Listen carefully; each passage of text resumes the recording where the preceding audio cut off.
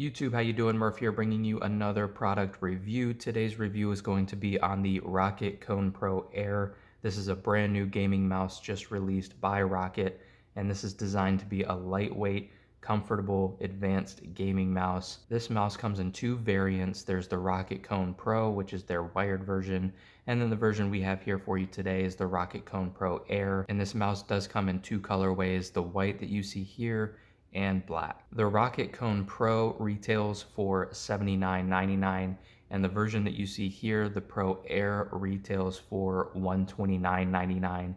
And there is a slight weight difference between the two. You're getting about 68 grams for the Kone Pro, and this mouse here comes in weighing right around 75 grams. Now, I've been using this mouse almost exclusively since it came out a few days ago, and so we're going to talk about it, some of the pros and cons, and the performance and all of that. But as usual, we're going to start off by talking about the design and build quality. Overall, I really like the design of this mouse. It does have an ergonomic shape to it with a really nice cutout here on the side for your thumb, and it has a gently rolling angle from left to right just to kind of accommodate the natural slope of your hand when you're holding it. It does feature rather large mouse buttons. Mouse 1 and 2 are pretty large, but also those side buttons right there are quite large as well, which I actually prefer. It allows you to come up and hit those side buttons rather easily. Overall, it's a really clean and simple design aesthetic. The only branding on this mouse is kind of a shiny silver here in the back. And there's not a whole lot of RGB LEDs on this mouse. You can see they're just located under the mouse 1 and 2 buttons. I personally kind of wish they would have evened that out some way. I would have liked to maybe see a strip coming down the side here, maybe in front of and behind these side buttons, and maybe down the other side as well. But overall, the LEDs are bright and they look pretty good, and you can kind of see those hexagonal shape cutouts under the mouse 1 and 2 buttons that those RGB lights show off when they're illuminated. And one of my favorite features about this mouse is actually the feet that they use on the bottom here. These are PTFE glides on the bottom, but Roccat kind of uses a heat treatment process on those skates that are supposed to make those glides a little bit more smooth. A lot of times when a company says that, it doesn't really translate to much, but credit to Roccat because there is a clear performance difference on these glides here. This is the smoothest gaming mouse that I've used in quite some time, and I think that's in part to just the sheer size of the feet on the bottom here, covering the whole front and back. But I think more than that, that whatever heat treatment process that they're talking about there, I think there's definitely something to that. It's so smooth that it actually feels a lot lighter than it actually is while you're using it. Now, Roccat has marketed this as being comfortable to use in any grip style, whether you use claw, fingertip, or palm, and I can say that that is a very accurate statement. I don't use a lot of fingertip grip, but I can see how this would be comfortable if you did. And I personally use kind of a hybrid between palm and claw, and it is definitely comfortable for both of those grip styles, but it really ultimately doesn't matter what grip style you use. This mouse was designed with multiple grip styles in mind, and I think they did a really good job there at doing that, because using a variety of grip styles, this mouse feels very, very comfortable. Now, as far as build quality is concerned, very, very good there as well. There's no bending, creaking, or flexing on any of these panels or top or bottom plates. All of the buttons feel very, very good. They're very clicky and tactile, and there is not a lot of play in any of these buttons at all, including the side buttons, which for some gaming mice, those are typically a little bit on the softer or mushier side, and these are very, very solid and tactile. Everything about this mouse while you're using it feels very, very high quality, and they did a great job with the build quality here. As far as some of the specifications of this mouse, we already discussed that it weighs about 75 grams. And just to test that out here, with the cable attached, I'm getting 77.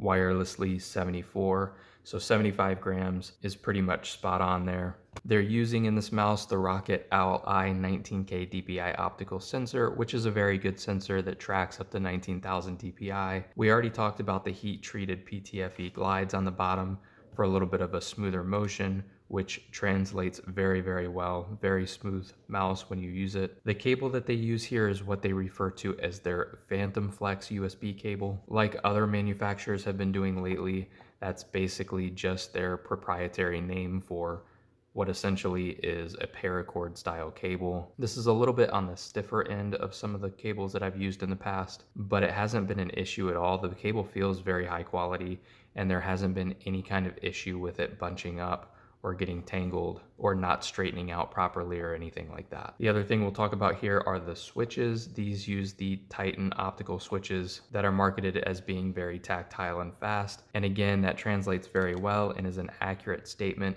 They sound very good, they feel good and solid, and they are quite fast. They're a little bit of a lighter switch. They're very easy to activate, and not just towards the front of the mouse where that can be expected, but even if you play a little bit more of a claw grip, right in the center of that mouse button there, it has a very light actuation force and is very easy to press, and even follow-on shots can be activated very quickly and easily. And as you can hear, they sound quite nice as well. Just a little bit of a sound test for you. Here is mouse 1, mouse 2,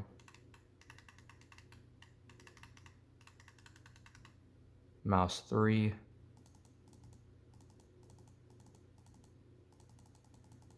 mouse 4,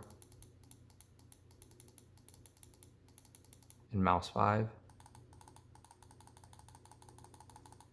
Everything feels and sounds really, really good here.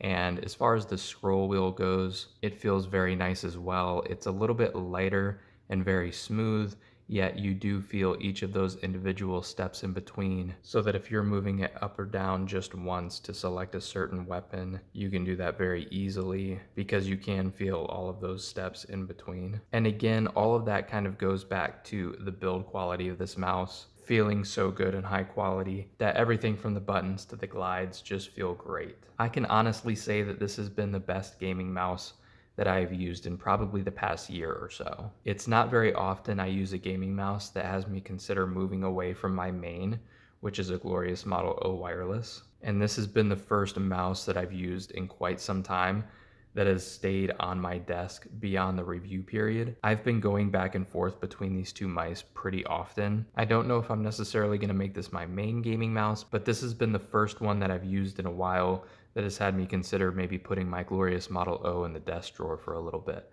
This mouse is that good. I have a pretty average, maybe slightly above average hand size for a typical adult male, and this mouse fits me like a glove. This might be the most comfortable gaming mouse I've ever used. And beyond just being very, very comfortable, it's got great specifications, the design is great. I'm really impressed what Roccat did here with the Kone Pro Air. I think I can recommend this mouse to just about everybody, except for maybe 2 people.